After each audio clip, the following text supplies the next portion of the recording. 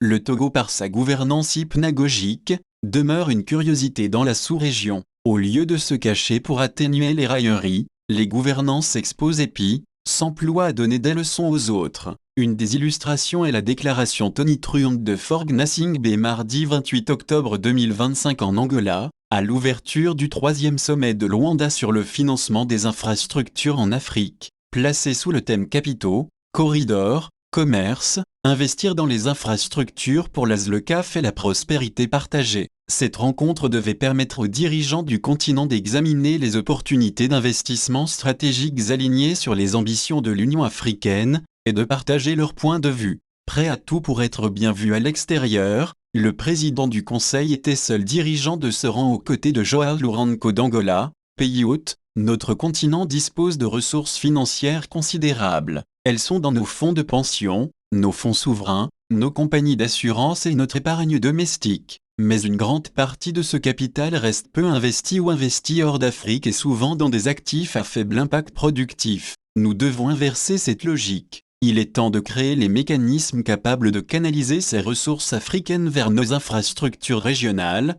industrielles et énergétiques. Nos banques nationales de développement doivent être consolidées, nos marchés de capitaux dynamisés et nos partenariats mieux ciblés. Les institutions africaines ont ici un rôle clé, celui de mutualiser les risques, d'agréger les financements et de donner confiance, car le financement de nos infrastructures ne viendra pas uniquement de l'aide extérieure. Il repose aussi sur notre capacité à valoriser nos propres ressources pour bâtir l'Afrique que nous voulons, a-t-il déclaré s'agissant de la concrétisation du projet continental de la zone de libre-échange africaine, ZLECAf. Monsieur Gnassingbé avance que notre objectif doit être de faire de la ZCAF un espace économique réel. La zone de libre-échange continentale africaine est un projet historique. Nous avons posé les fondations juridiques d'un marché continental, mais sans infrastructures performantes, cette ambition restera théorique. Il faut maintenant des connexions concrètes, des routes fluides, des ports efficaces,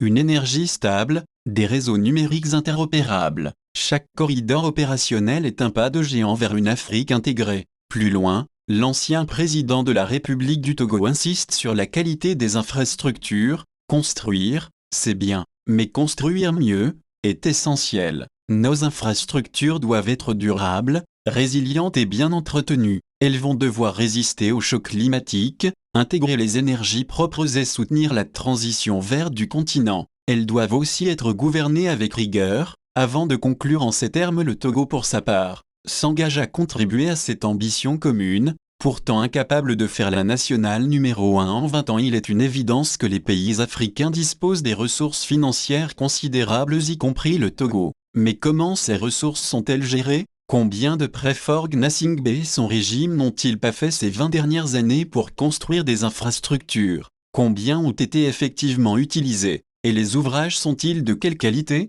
La promesse de dédoublement de la principale route du Togo d'à peine 65 km entre Lomé et Saint-Cassé n'a jamais été possible en 20 ans. Pourtant, cette nationale numéro 1 représente un enjeu capital pour l'économie nationale et la santé des usagers. C'est la seule voie qui relie le sud au nord du pays. En raison de son état de dégradation insoupçonnable, cette route fait des milliers de morts. Rien que la semaine du 21 au 26 octobre 2025, au moins 8 personnes dont 5 Français et un bébé de 8 mois avec sa mère sont fauchés sur cette voie. En vérité, Faure Gnassingbé fait juste le contraire de tout ce qu'il a débité. Si c'est après 20 ans qu'il engage le Togo dans la mobilisation des ressources pour la construction des infrastructures en Afrique, au moment plusieurs pays d'à côté, notamment le Bénin, le Ghana, la Côte d'Ivoire sont bien loin mais ne se montrent pas, on peut légitimement conclure que visiblement, ce sont bien les tonneaux vides qui font du bruit. En définitive, au regard de la déliquescence avancée du Togo, il est inopportun que Faure Gnassingbé, qui porte ce bilan fantomatique, cherche à donner de leçons à quiconque.